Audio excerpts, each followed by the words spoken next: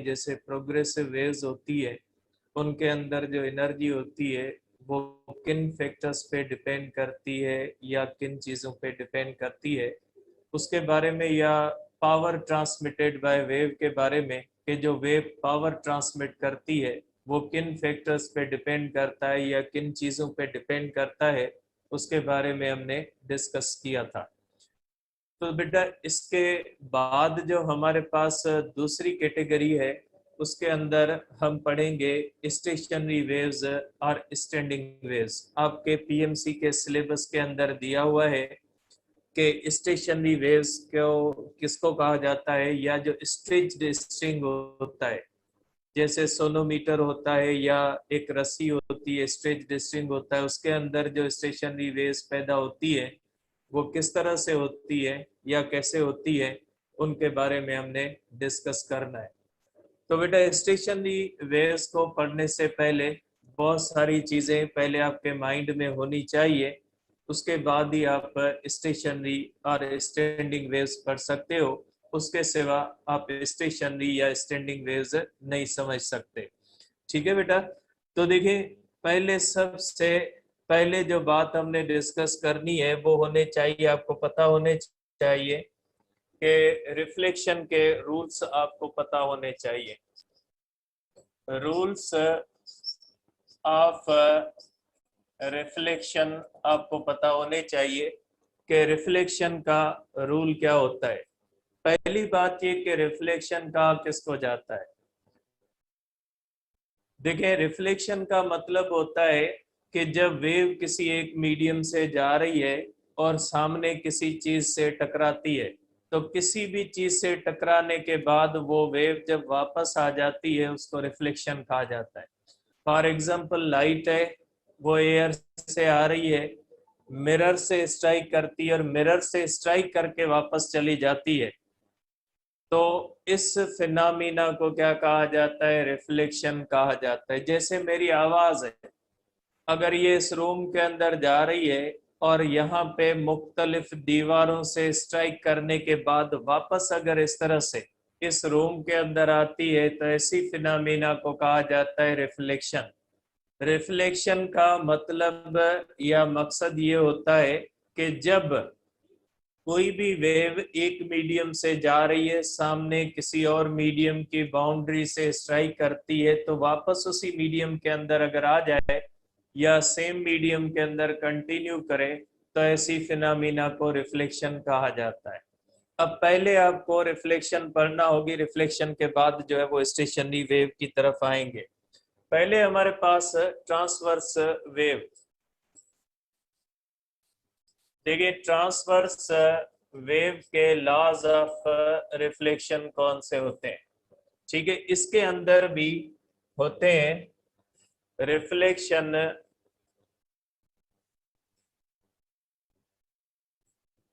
From फिक्सेंड,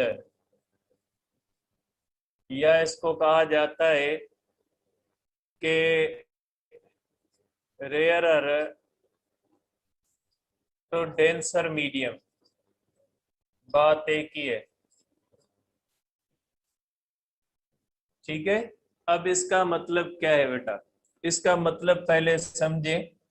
देखिए, इसका मतलब ये होता है कि सपोज करें ये चीज जो मैं आपको बता रहा हूँ ये पीटीबी के अंदर भी दी गई है और एसटीबी के अंदर भी दी गई है स्टेशनरी वेव्स के लिए, इसलिए ये आपके सिलेबस के अंदर शामिल है, समझे।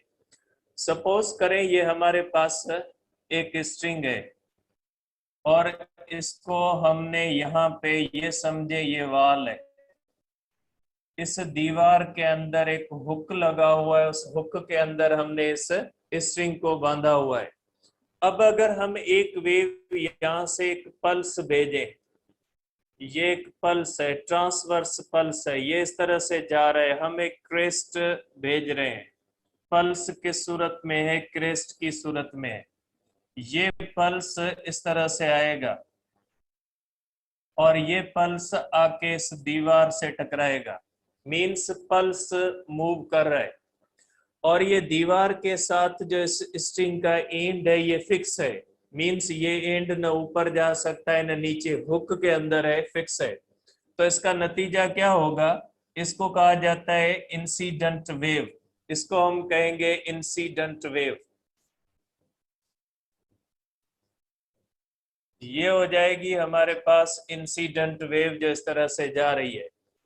अब ये क्रेस्ट है, क्रेस्ट इससे टकराने के बाद क्या करेगा? ट्रफ बन जाएगा इस तरह से, ठीक है। और ये जो क्रेस्ट होगा अब ये क्या बन के वापस आएगा? ट्रफ बन के वापस आएगा, ठीक है। इसको कहा जाता है जो है वो reflected wave, incident wave, reflected wave. और इसके ऊपर असर क्या हुआ यहाँ पे? ठीक है, क्रेस्ट बिकम्स ट्रफ। अगर ट्रफ होता तो क्रेस्ट बन जाता, और ट्रफ बिकम्स साउंड मसेलू कौन भी होते हैं, बिकम्स क्रेस्ट। सही है। तो देखिए बेटा, क्रेस्ट जो होता है वो ट्रफ बन जाता है, या ट्रफ जो होता है वो क्या बन जाता है? क्रेस्ट बन जाता है। इसको कहा जाता है फेज रिवर्सल। इसको हम कहते हैं फेज रिवर्सल। फेज रिवर्सल होती है यहाँ पे। अगर क्रेस्ट होगा ट्रफ होगा, लेकिन शर्त ये है कि एंड कौन सा हो? फिक्स हो। अगर फिक्स एंड से कोई भी ट्रांसवर्स वेव इस तरह से रिफ्लेक्ट करेगी तो उसके अंदर क्या हो जाएगा?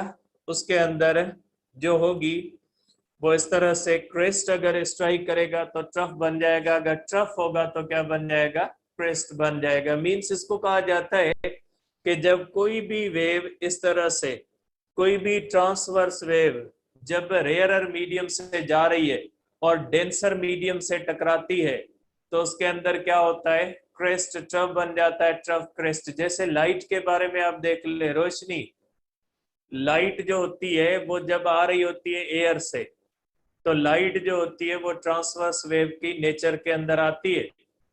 ये अगर मिरर से टकराती है तो ये रेयरर मीडियम से आ रही है। मिरर जो होती है वो गिलास की होती है, मिरर की डेंसिटी ज्यादा होती है as compare to air. Means ये लाइट आ रही है रेयरर मीडियम से और किससे टकराती है? डेंसर से। तो अगर लाइट का क्रेस्ट मिरर से टकराएगा तो ट्रफ बन के वापस जाएगा, अगर ट्रफ टकराएगा तो क्या बन के जाएगा? क्रेस्ट बन जाएगा, फेज रिवर्सल हो जाती है। ये आपने पढ़ा होगा।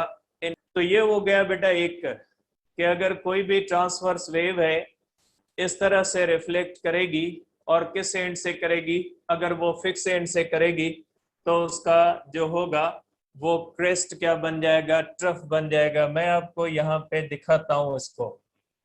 एक चीज आप देखें कि आपको पता लगे कि ये होता कैसे। कंप्यूटर खुले, कंप्यूटर खुले, या लास्ट में दिखाता हूँ बेटा आपको। वीडियो है, कंप्यूटर ओपन करना पड़ेगा, लास्ट में दिखाता हूँ। तो क्या हो जाता है? फेज रिवर्सल हो जाती है, ठीक है। अब इसके बाद है reflection from free and.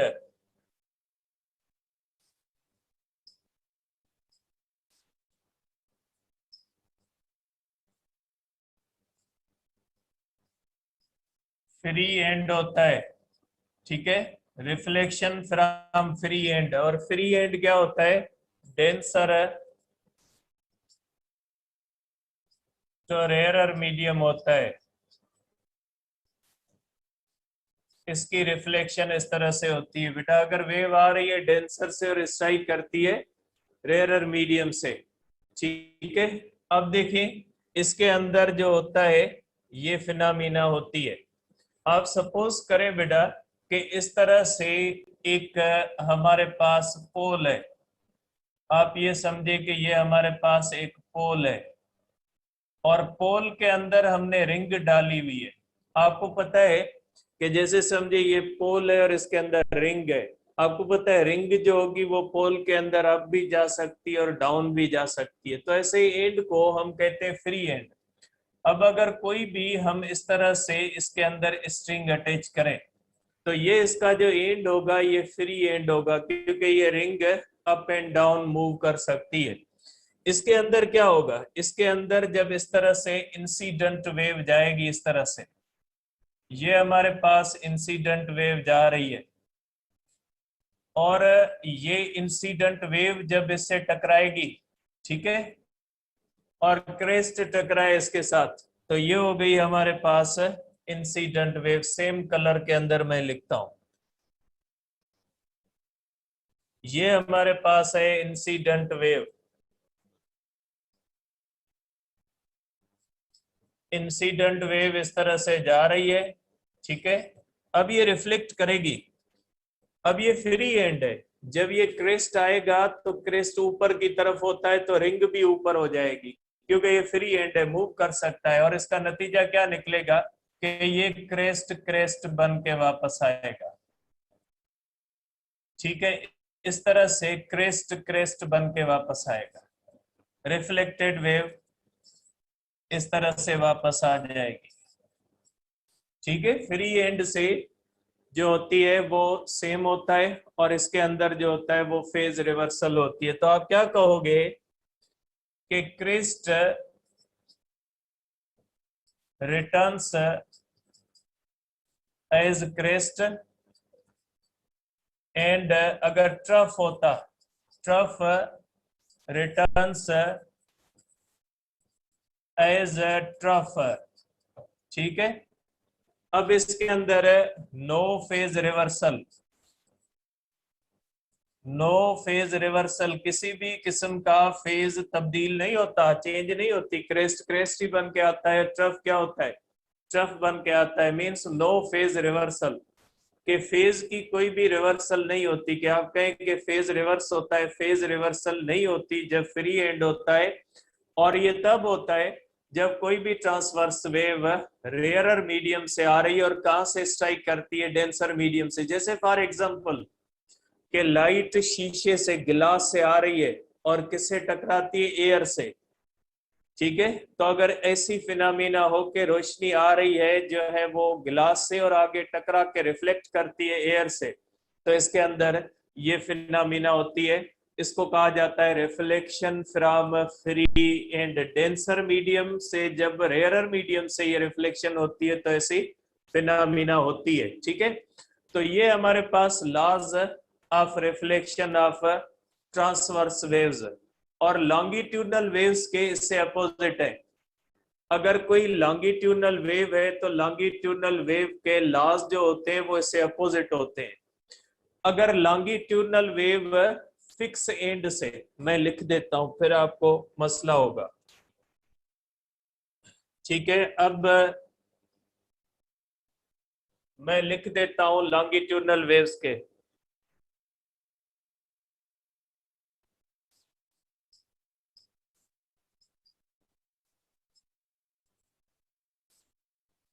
Longitudinal waves के मैं लिख देता हूं। इसके अंदर एक होता है reflection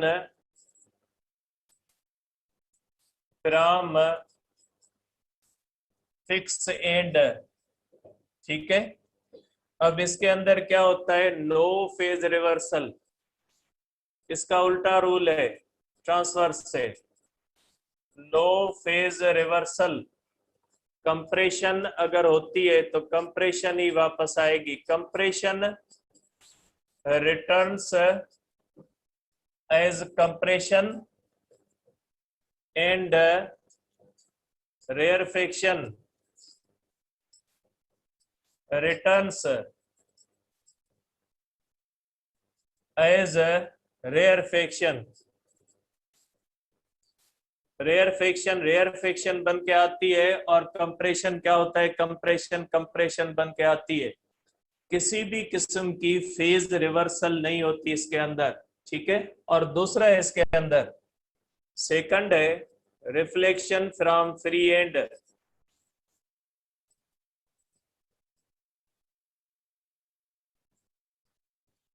reflection from free end, phase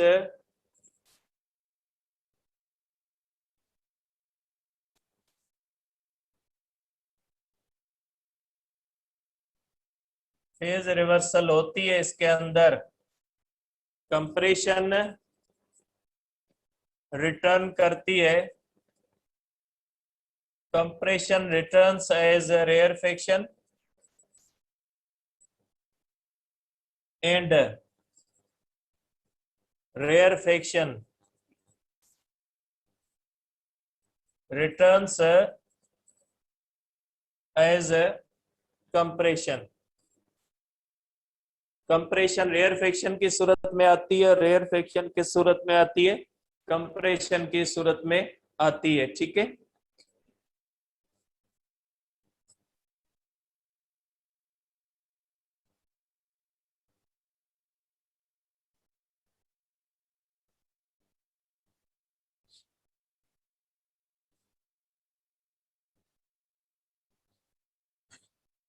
तो ये हो जाता है इस तरह से। कौन से बेटा? ये हमारे पास है लॉन्गिट्यूडनल वेव के रूल्स। तो पहली बात ये हमने डिस्कस कर ली बेटा। ठीक है, दूसरी बात कौन सी होती है बेटा? दूसरी बात ये होती है कि मोनोक्रोमेटिक वेव किसको कहा जाता है बेटा? ये आपको पता होना चाहिए। मोनोक्रोमेटिक वेव, मोनोक्रोमेटिक वेव्स का मकसद होता है waves having a single frequency and a single wavelength। ठीक है बेटा, ऐसी वेव्स जिनकी सिंगल फ्रीक्वेंसी और सिंगल वेवलेंथ हो। जैसे लाइट जो होती है ना, विजिबल लाइट जो होती है वो मोनोक्रोमेटिक या कोई जो मोनोक्रोमेटिक नहीं होती। मोनोक्रोमेटिक क्यों नहीं होती? इसलिए नहीं होती मोनोक्रोमेटिक क्योंकि इसके अंदर जो वेवलेंथ होती है वो 400 नैनोमीटर से लेकर 700 नैनोमीटर तक होती है। 400 नैनोमीटर से लेकर 700 नैनोमीटर तक होती है। ठीक है, इसके अंदर एक वेवलेंथ नहीं होती। तो जैसे लेजर लाइट होती है, लेजर लाइट आपने देखी है, सिंपल लेजर होता है, देखिए उसका बीम इंटेंस मोनोक्रोमेटिक होता है, कोहेरेंट भी होता है। तो ये क्या होता है, उसके अंदर सब के सब जो रेज होते हैं उन सब रेज की फ्रीक्वेंसी क्या होती है? सेम होती है। तो ऐसी वेव जिसके अंदर जितने भी रेज हो सब के सब रेज की जो फ्रीक्वेंसी हो वो सेम हो, तो ऐसी वेव को क्या कहा जाता है? ऐसी वेव को कहा जाता है मोनोक्रोमेटिक। और जिसके अंदर एक जैसी कंडीशन नहीं होती उसको कहा जाता है रैंडम करेक्टर की लाइट। तो जो हमारे पास ये जो लाइट है, विजिबल लाइट है, ये विजिबल लाइट जो होती है रैंडम नेचर की होती है। इसके अंदर जितने भी रेज होते हैं उनकी ना सिंगल फ्रीक्वेंसी होती है और ना ही सिंगल वेवलेंथ होती है, डिफरेंट वेवलेंथ होती है और डिफरेंट फ्रीक्वेंसीज होती है इसके अंदर। ठीक है, दूसरी होती है कोहेरेंट। कोहेरेंट का मकसद होता है ऐसी वेव जिसके अंदर हैविंग कांस्टेंट फेज डिफरेंस। अब ये क्या होता है ये आगे समझाता हूं आपको, फिलहाल इसकी डेफिनेशन लिख लें कि ये कोहेरेंट वेव होती है। मोनोक्रोमेटिक कोहेरेंट वेव एक जनरल टर्म इस्तेमाल होता है। तो मोनोक्रोमेटिक या कोहेरेंट वेव का मकसद होता है ऐसी वेव जिसके दरमियान जिसकी फ्रीक्वेंसी सिंगल वेवलेंथ हो और जिसके अंदर जितने भी रेज हो वो फेज के अंदर हो। मींस फेज डिफरेंस जो उनका वो एक जैसा हो, फिर वो जीरो हो सकता है या कोई भी हो सकता है, कांस्टेंट हो, तो उसको कहा जाता है कि ये जो है ये वेव्स एक दूसरे के साथ इनका कांस्टेंट फेज डिफरेंस है। ठीक है, सपोज करें, मैं इसको बनाता हूं ताकि आप यही समझे। सपोज करें एक वेव यहां से शुरू होती है, देखिए ये हमारे पास एक वेव यहां से शुरू होती है। ठीक है, और दूसरी वेव भी यहां से शुरू होती है। दोनों की एंड पॉइंट्स सेम है, सॉरी स्टार्टिंग पॉइंट सेम है। आप कहोगे इन दोनों वेव्स के दरमियान फेज डिफरेंस जो होता है फाइ, फेज डिफरेंस जीरो है। मीन्स दोनों की क्रेस्ट क्रेस्ट से शुरू होती है और दोनों एक ही जगह से शुरू होती है। तो आम लैंग्वेज में सिंपल वर्ड्स में आप इस तरह से कहेंगे इनके दरमियान फेज डिफरेंस क्या होता है, फेज डिफरेंस 0 है। अब अगर इस तरह से हम करें, एक वेव यहां से आती है इस तरह से, ठीक है, इसकी स्टार्टिंग पॉइंट ये है, और एक वेव आती है यहां से, सपोज करें एक वेव आती है यहां से इस तरह से, इन दोनों की स्टार्टिंग पॉइंट के दरमियान डिफरेंस कितना है, डिफरेंस है लेमडा अपॉन 2 का, ठीक है। और लेमडा अपॉन 2 कितने फेज के बराबर होता है, पाई के। आप कहोगे इसके दरमियान फेज डिफरेंस पाई है, ठीक है। अब अगर दो ऐसी वेव्स हैं जिनके दरमियान ये कांस्टेंट रहता है, मींस इंक्रीज डिक्रीज नहीं होता, अगर हाफ पाई है तो पाई रहे, अगर जीरो है तो जीरो रहे, एक जैसा रहे, न इंक्रीज हो न डिक्रीज हो, तो ऐसी जो है वो, ऐसी जो वेव्स को कहा जाता है कोहेरेंट, ठीक है। ये कोहेरेंट का मकसद है जिनके दरमियान कांस्टेंट फेज डिफरेंस हो, फिर कोई भी हो सकता है, एक और कंडीशन में बना लेता हूं, जरूरी नहीं है कि जो है वो पाए हो और ये इस तरह से हो, ठीक है। ये इस तरह से है और ये अगर इस तरह से होता है कि ये वेव अगर इस तरह से स्टार्ट लेती है, दोनों की स्टार्टिंग पॉइंट के दरमियान डिफरेंस कितना है, लेमडा का, और लेमडा होता है 2 पाई के बराबर, फेज डिफरेंस कितना होता है, 2 पाई के बराबर होता है, ठीक है। ये लेमडा 2 पाई के बराबर कैसे होता है, ये आता है रिपल टैंक और यूसीएम के अंदर, वो आपके सिलेबस के अंदर नहीं, आप जस्ट चीजों को ध्यान में रखें।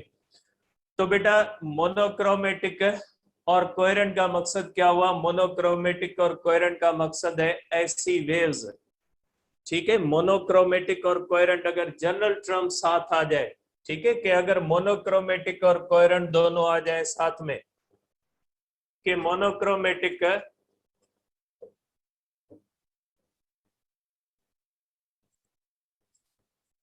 Monochromatic and coherent, coherent wave, ठीक है। Wave wave having a single wavelength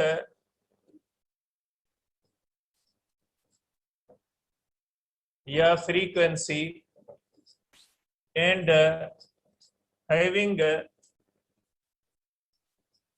constant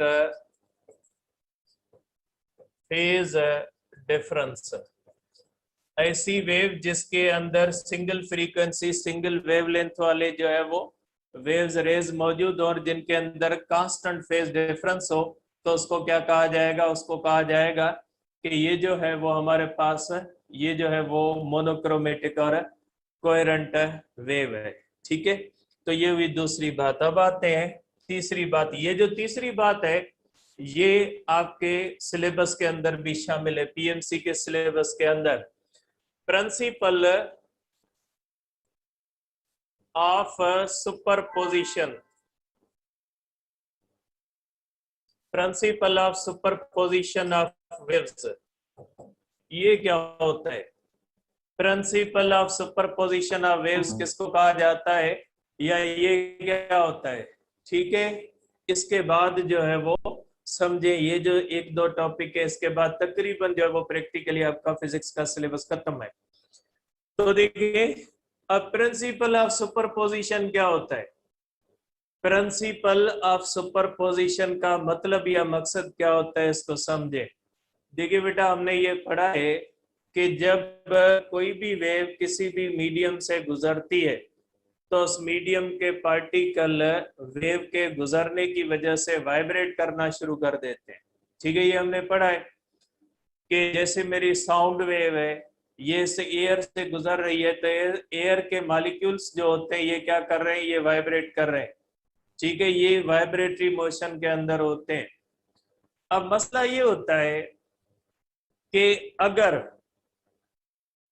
एक टाइम पे एक ही मीडियम से दो या दो से ज्यादा वेव्स गुजरे तो मीडियम का बिहेवियर क्या होता है।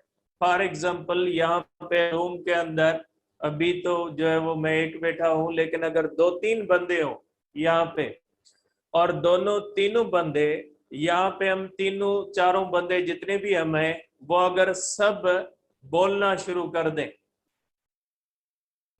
तो हम सबकी आवाज इसी एयर से गुजरनी है, मेरी आवाज भी इसी एयर से गुजरनी है और उन लोगों की भी इसी एयर से गुजरनी है। तो यहाँ पे एयर के लिए एक मसला होगा कि अब एयर किस वेव को पास करवाए। ठीक है, तो यहाँ पे एक नेचुरल फिनोमिना होती है कि जब दो या दो से ज्यादा वेव्स किसी एक मीडियम से गुजरती हैं तो वो एक कंबाइंड सिंगल वेव बना के गुजरती है और वो अलग अलग वेव बन के नहीं गुजरती। जैसे इसका बेस्ट एग्जाम्पल है सनलाइट। देखिए सन के अंदर जो लाइट है, वो जो व्हाइट कलर की लाइट हम कहते हैं, इसके अंदर कितने कलर मौजूद होते हैं? बहुत सारे कलर होते हैं, लेकिन हम 7 कलर कहते हैं, 7 कलर्स। अब सन से जब ये लाइट निकलती है तो ये सातों कलर अलग नहीं आते कि रेड अलग आ रहा है, ग्रीन अलग आ रहा है, ब्लू अलग आ रहा है, येलो अलग आ रहा है, वायलेट अलग आ रहा है, ऐसे नहीं होता। ये सब कलर आपस में मिक्स होके एक व्हाइट लाइट की सूरत लेते हैं और व्हाइट लाइट की सूरत में आके जमीन तक पहुंचते हैं। लेकिन ये कॉम्बिनेशन देखें, ये एक ऐसी कॉम्बिनेशन होती है जिसमें आर्जी तौर पे वेव्स एक दूसरे से कंबाइन होती हैं, लेकिन हर एक वेव अपनी शनाख्त बरकरार रखती है। जब आप उसको प्रिज्म से गुजारोगे तो हर कलर अपना अलग रास्ता लेगा।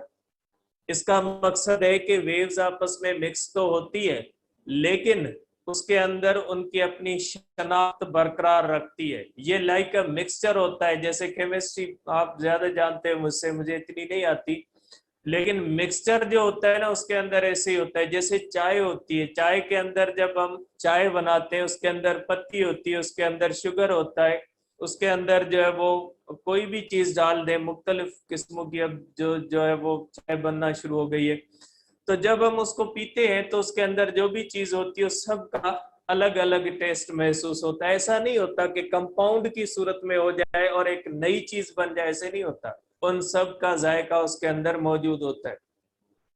तो इसी तरह से अगर आप देखते हैं कि सनलाइट जो होती है, उसमें से सन से जब डिफरेंट कलर्स निकलते हैं तो वो कंबाइन होके एक सिंगल वेव की सूरत ले लेते हैं। तो ये जो एक सिंगल वेव की सूरत लेते हैं, ऐसी कॉम्बिनेशन को क्या कहा जाता है? ऐसी कॉम्बिनेशन को सुपरपोजिशन कहा जाता है, जिसके अंदर दो या दो से ज्यादा वेव्स आपस में मिक्स होके एक सिंगल वेव बना लेती है और वो सिंगल वेव की सूरत में एक जगह से दूसरी जगह तक पहुंचती है। तो ऐसी फिनोमिना को क्या कहा जाता है? ऐसी फिनोमिना को हम कहते हैं कि ये सुपरपोजिशन है। सुपरपोजिशन या रिफ्लेक्शन, सॉरी एक रिफ्लेक्शन की बात मैं भूल गया, बहुत ही इंपॉर्टेंट बात थी रिफ्लेक्शन की, बताता हूं।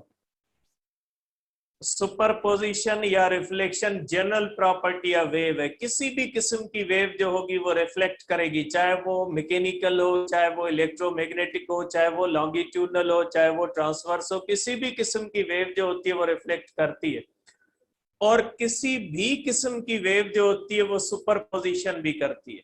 ये जनरल प्रॉपर्टी ऑफ वेव्स होती है। तो पहली बात ये हुई कि ये जनरल प्रॉपर्टी ऑफ वेव है। जनरल प्रॉपर्टी का मकसद है सब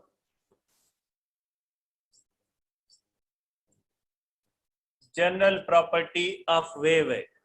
अब इसका मतलब क्या है? वेन टू और more than two waves travel through same medium, they combine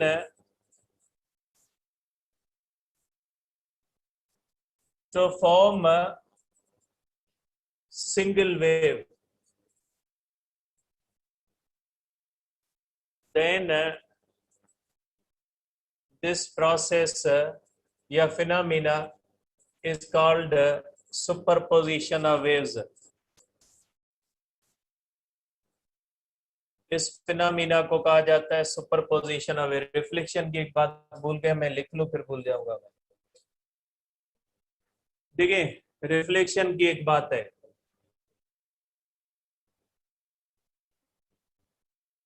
ठीक है। रिफ्लेक्शन की एक बहुत ही इंपॉर्टेंट बात होती है, ये बहुत ही इंपॉर्टेंट चीज है, ये ट्रांसवर्स के लिए भी है, लॉन्गिट्यूडनल के होती है। Reflection in reflection no change in frequency, wavelength and velocity। जब कोई भी वेव रिफ्लेक्ट करती है, ना उसकी फ्रीक्वेंसी चेंज होती है, ना वेवलेंथ चेंज होती है, ना वेलोसिटी चेंज होती है, कोई चेंज नहीं होती। सिर्फ किसके अंदर चेंज होती है? Phase reversal. फेज में चेंज, में नॉट चेंज। जरूरी नहीं है चेंज हो, में नॉट चेंज भी हो सकता है। आपने अब देखा है कि फिक्स एंड से होता है और फ्री एंड से नहीं होता, हो भी सकता है नहीं भी हो सकता, वो कंडीशनल चीज है। फेज रिवर्सल कंडीशनल चीज है। लेकिन ये बहुत ही इंपॉर्टेंट बात है कि अगर कोई भी वेव हो, चाहे वो इलेक्ट्रोमैग्नेटिक हो, चाहे वो मैकेनिकल हो, चाहे वो लॉन्गिट्यूडनल हो, चाहे वो ट्रांसवर्स हो, जब वो किसी भी जगह से रिफ्लेक्ट करेगी तो रिफ्लेक्शन के अंदर न उसकी फ्रीक्वेंसी चेंज होगी, न वेवलेंथ चेंज होगी, न वेलोसिटी चेंज होगी। फेज उसका चेंज हो भी सकता है और नहीं भी हो सकता, ठीक है। तो आप इसको इस तरह से कह सके, ठीक है। अब आ जाए फिर वापस principle of superposition of waves पे, कि principle of superposition of waves एक जनरल प्रॉपर्टी ऑफ वेव है, ठीक है। और इसके मुताबिक जब दो या दो से ज्यादा वेव्स किसी भी एक मीडियम से गुजरेंगी तो वो कंबाइन होकर एक सिंगल वेव की सूरत ले लेंगी। तो ऐसी दो या दो से ज्यादा वेव्स की एक ही साथ एक मीडियम में से गुजरते वक्त सिंगल वेव बनाने की जो फिनोमिना होती है, ऐसी फिनोमिना को क्या कहा जाता है? ऐसी फिनोमिना को कहा जाता है कि ये सुपरपोजिशन ऑफ जो है वो principle of superposition of waves है। अब इसकी कंडीशंस होती है, नेसेसरी कंडीशंस या नेसेसरी कंडीशन से आप कंडीशन लिख लें, दोनों किस्मों की आएंगी। कंडीशंस होती है कि कौन सी कंडीशंस होंगी तो सुपरपोजिशन होगी और कौन सी कंडीशन नहीं होंगी तो सुपरपोजिशन नहीं होगी। अब इसके अंदर पहली कंडीशन ये होती है कि nature of waves must be same. ठीक, इसका क्या मतलब? Electromagnetic wave with electromagnetic wave superpose करेगा। इलेक्ट्रोमैग्नेटिक वेव मैकेनिकल के साथ नहीं करेगी। इलेक्ट्रोमैग्नेटिक वेव इलेक्ट्रोलाइट का साउंड के साथ नहीं करेगी। साउंड भी वेव है, लाइट भी वेव है, साउंड और लाइट आपस में नहीं करेंगे। जैसे रेड कलर से लेकर वायलेट कलर सब इलेक्ट्रोमैग्नेटिक वेव है तो करते हैं। दूसरी, mechanical with mechanical wave. Mechanical wave with mechanical wave, इसके अंदर भी दो होती हैं, लॉन्गिट्यूडनल लॉन्गिट्यूडनल के साथ, ठीक है, और ट्रांसवर्स ट्रांसवर्स के साथ, ठीक है। लॉन्गिट्यूडनल और ट्रांसवर्स की नहीं होगी, लॉन्गिट्यूडनल ट्रांसवर्स की नहीं होगी, ठीक है। अब ये याद रखिएगा, क्रॉस का मकसद है नहीं होगी, लॉन्गिट्यूडनल ट्रांसवर्स के साथ नहीं होगी। या मैं लिख लेता हूं, नो सुपरपोजिशन, ठीक है। ये सुपरपोज नहीं कर सकते, लॉन्गिट्यूडनल ट्रांसवर्स के साथ नहीं कर सकता, transverse longitudinal means nature of wave का सेम होना जरूरी है, ठीक है। नेचर ऑफ वेव्स का मकसद है कि इलेक्ट्रोमैग्नेटिक वेव्स है तो इलेक्ट्रोमैग्नेटिक वेव्स आपस में करेंगे, मैकेनिकल है तो मैकेनिकल आपस में करेंगे। मैकेनिकल में भी लॉन्गिट्यूनल लॉन्गिट्यूनल के साथ करेगी, ट्रांसवर्स किसके साथ करेगी, ट्रांसवर्स वेव के साथ सुपरपोज करेगी। ठीक है, तो आप इसको इस तरह से कह सकते हैं कि नेचर ऑफ वेव्स पे डिपेंड करती है। एक और बात होती है, और वो ये बात होती है कि frequency, wavelength, amplitude is not necessarily same. ठीक है, जरूरी नहीं है कि फ्रीक्वेंसी, वेवलेंथ, एम्पलीट्यूड सेम हो तो ही सुपरपोजिशन हो। डिफरेंट वाली कर सकते हैं, red colour, green colour, yellow colour, blue colour, सब आपस में करते हैं ना, सबकी ना फ्रीक्वेंसी सेम है ना वेलोसिटी सेम होगी, क्योंकि वेव्स एक जैसी है, वो एक ही मीडियम से गुजरेंगी, तो वेलोसिटी सबकी सेम। क्योंकि velocity is not property of frequency और wavelength, velocity is property of medium.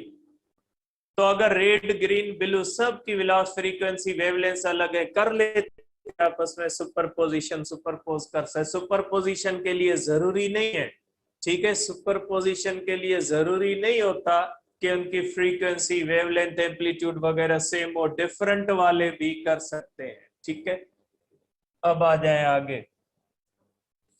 अब मैथमेटिकली मैं इसको लिखता हूं, मैथमेटिकली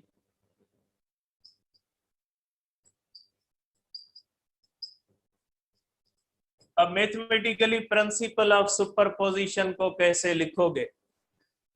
मैथमेटिकली आप इसको इस तरह से लिखोगे, सपोज करें ये हमारे पास एक मीडियम है, ठीक है, और इस मीडियम के अंदर दो वेव्स जा रही है, एक वेव ये जा रही है,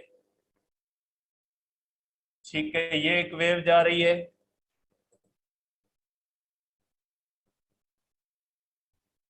और एक वेव ये जा रही है। अब इसका एम्पलीट्यूड मैं बनाऊं, इसका एम्पलीट्यूड है y1, एक और वेव है,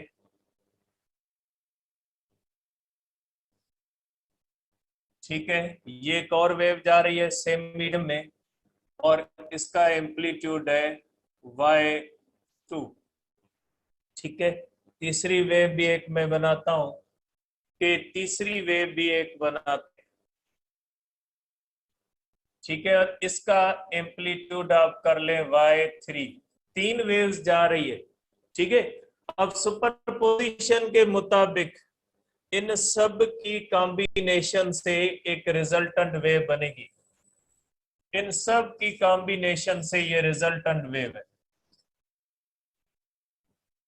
ठीक है। ये वो वेव्स हैं जो आपस में सुपरपोज करती हैं, इन तीनों की कॉम्बिनेशन से एक सिंगल वेव बनी जिसका एम्पलीट्यूड y होगा, ठीक है। तीनों वेव्स आपस में कंबाइन होके क्या बना लेंगी, एक सिंगल वेव बनाएंगी जिसका एम्पलीट्यूड y होगा।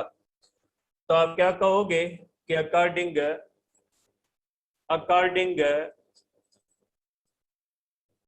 तो रूल ऑफ सुपरपोजिशन, बेटा ये आपके पीएनसी के सिलेबस के अंदर सुपरपोजिशन टॉपिक मौजूद है। Superposition, according to the rule of superposition, resultant amplitude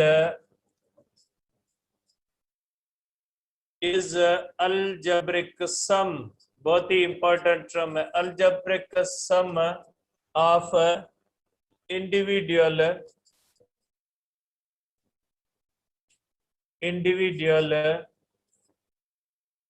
amplitudes, ठीक है। According to the rule of superposition, resultant amplitude is algebraic sum of individual amplitudes. ये बहुत ही इंपॉर्टेंट इसका मतलब होता है। अलजेब्रिक सम क्या होता है, इसको एक्सप्लेन करता हूं मैं, ठीक है। ये होता है अलजेब्रिक सम। अब इसके मुताबिक ये जो y होगा रिजल्टेंट एम्पलीट्यूड होगा y1 plus y2 plus y3, अगर n वेव्स हैं प्लस yn, सब का एम्पलीट्यूड आपस में क्या करेंगे, सब का एम्पलीट्यूड एक दूसरे के साथ करेंगे सम। ये हो गया कि resultant amplitude y is equal to y1 plus y2 plus y3 up to क्या हो जाएगा, अप टू हो जाएगा yn। तो ये रिजल्टेंट एम्पलीट्यूड है। अब अलजेब्रिक सम का मकसद क्या होता है? अलजेब्रिक सम ऊपर मैं लिख देता हूं, अलजेब्रिक सम। अलजेब्रिक सम का मतलब क्या? अलजेब्रिक सम का मतलब ये कि अगर एक वेव इस तरह से है, इसका एम्पलीट्यूड y1 है, सॉरी, और एक वेव इस तरह से, दोनों दोनों ऊपर की तरफ है, ठीक है, क्रेस्ट क्रेस्ट की तरफ है, ट्रफ ट्रफ की तरफ है, y2 है। तो अलजेब्रिक सम का रूल कहता है कि रिजल्टेंट एम्पलीट्यूड होगा y1 प्लस y2। और अलजेब्रिक सम का रूल जो है वो कहता है इसके बारे में कि अगर एक वेव इस तरह से y1 है और दूसरी वेव इस तरह से, इस तरह से क्रेस्ट और ट्रफ है इस तरह से y2, तो रिजल्टेंट जो एम्पलीट्यूड होगा is equal to y1 minus y2। ऊपर की तरफ एम्पलीट्यूड पॉजिटिव होगा और नीचे की तरफ निगेटिव होगा y1 माइनस। इसका मकसद है अलजेब्रिक सम कि अगर एक जैसे क्रेस्ट क्रेस्ट की तरफ होगा, ट्रफ ट्रफ की तरफ होगा, तो सम देंगे एम्पलीट्यूड्स को, और अगर इस तरह से होगा तो दोनों को क्या देंगे, माइनस करेंगे। ठीक है, तो ये हुआ हमारे पास प्रिंसिपल ऑफ सुपरपोजिशन। और इसकी ये जो है वो बहुत ही इंपॉर्टेंट जो है वो एक रूल होता है कि जब दो या दो से ज्यादा वेव्स होती है, जब एक ही मीडियम से गुजरती है, तो वो एक कंबाइन होके एक सिंगल वेव की सूरत ले लेती है। तो वेव्स की ऐसी कॉम्बिनेशन को क्या कहा जाता है? वेव्स की ऐसी कॉम्बिनेशन को कहा जाता है सुपरपोजिशन। ठीक है, सुपरपोजिशन के लिए जो जरूरी चीज है वो ये होती है कि वेव्स का एक जैसा होना जरूरी होता है। अगर डिफरेंट वेव्स होंगी तो उनके अंदर सुपरपोजिशन नहीं हो सकती। ठीक है, लेकिन उनके लिए जरूरी नहीं है कि फ्रीक्वेंसी, वेवलेंथ, एम्पलीट्यूड वगैरह सेम हो। Different frequency, different wavelength, different amplitudes वाली वेव्स एक दूसरे के साथ सुपरपोजिशन कर सकती है। डिफरेंट वाली नहीं कर सकती, एक जैसी वेव्स जो है वो सुपरपोजिशन कर सकते हैं। रूल क्या होता है? मैथमेटिकली जब वो आपस में कंबाइन होती है तो उनका जो एम्पलीट्यूड होता है उसको हम देते हैं अलजेब्रिक सम। अलजेब्रिक सम का मकसद है जब एक तरह का पैटर्न होगा तो सब जो है वो एम्पलीट्यूड्स को सम देंगे, जब अपोजिट होगा तो एक दूसरे को माइनस देंगे बेटा। ठीक है, अभी एक रूल और करना है बेटा, थोड़ा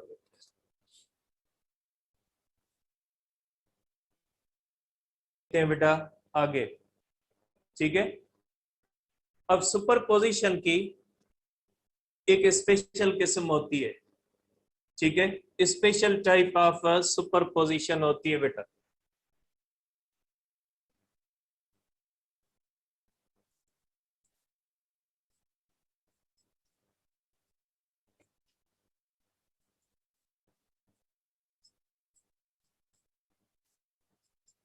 देखिए बेटा, स्पेशल टाइप ऑफ सुपरपोजिशन होता है। स्पेशल टाइप ऑफ सुपरपोजिशन के अंदर क्या होता है कि दो वेव्स हो, two waves having same frequency, wavelength, same frequency wavelength means monochromatic.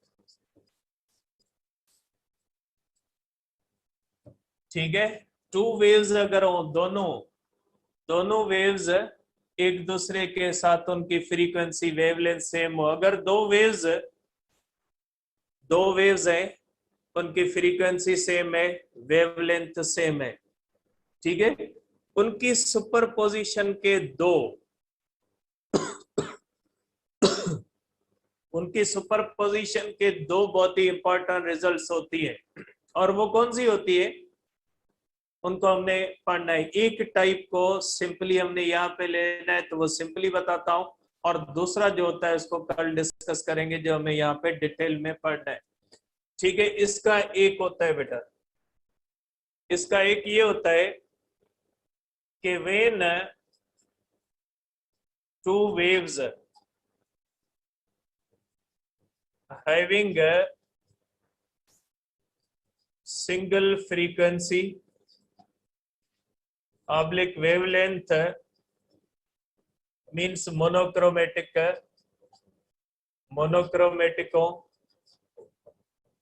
traveling in same direction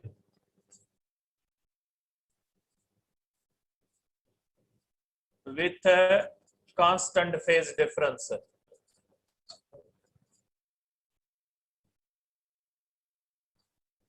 दो वेव्स हो जिनकी फ्रीक्वेंसी सेम हो, वेवलेंथ सेम हो और डायरेक्शन भी सेम हो, और वो क्या हो, वो उनके दरमियान कांस्टेंट फेज डिफरेंस हो। ठीक है, तो इसकी रिजल्ट क्या होती है? They produce